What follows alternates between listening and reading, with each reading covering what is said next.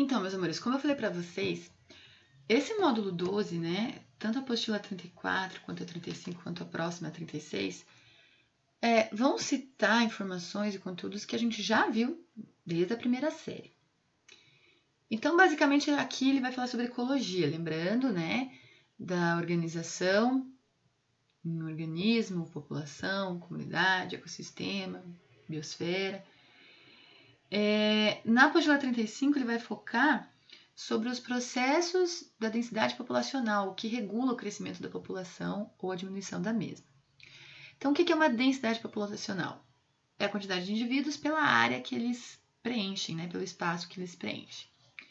Quando você tem a natalidade e a imigração maiores que o nível de mortalidade e emigração, é claro que a população cresce. O oposto, a população diminui, e a população é estável quando esses índices são semelhantes. O crescimento exponencial de uma população, ele não existe na realidade.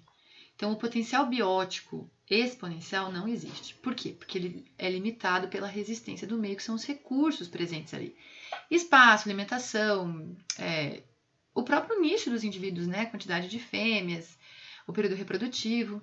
Então, o crescimento real, a gente diz que é um crescimento em S. Por quê? Porque ele aumenta, aí ele começa a diminuir e depois ele se estabiliza. Ou pode ser que haja extinção da espécie.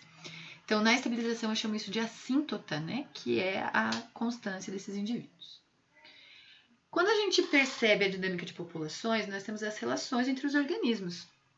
A harmônica é aquela que é boa para ambos os indivíduos ou pelo menos para um deles.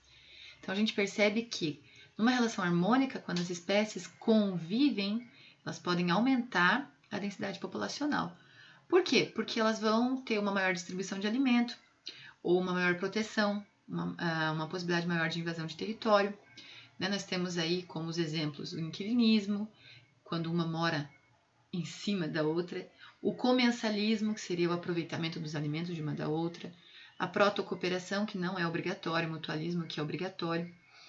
Esses aqui muitas pessoas tratam como mutualismo e simbiose, tá? Alguns autores. Então, de repente, se vocês lerem simbiose, pode ser o sinônimo de mutualismo, e de mutualismo o sinônimo de protocooperação.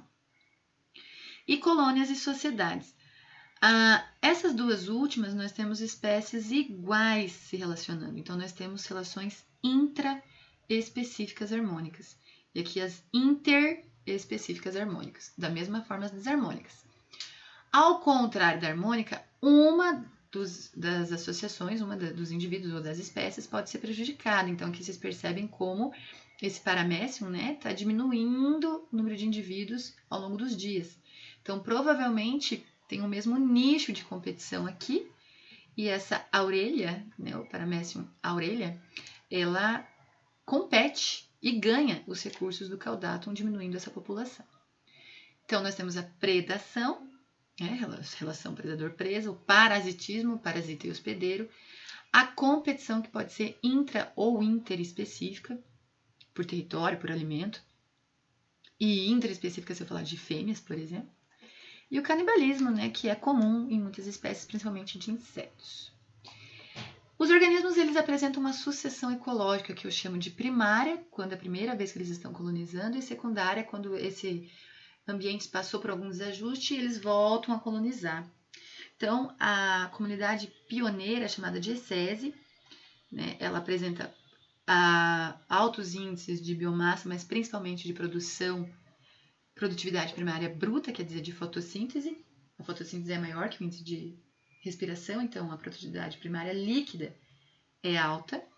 Vai diminuindo na série, que são as comunidades intermediárias, até chegar no clímax, que tem o maior nível de biomassa, mas também o menor nível, ou a produtividade primária líquida nula, porque a própria fotossíntese alimenta esse ecossistema. Que é aqui que mostra isso, né? Então, aqui, de acordo com o tempo de sucessão, a produtividade primária bruta e a biomassa aumentam, mas também aumenta a respiração, e isso diminui a produtividade primária líquida. Aí, a apostila vai continuar falando sobre os ambientes aquáticos e terrestres, que eu acho que não tem muito segredo, né? Só focar nas diferentes zonas desses ambientes.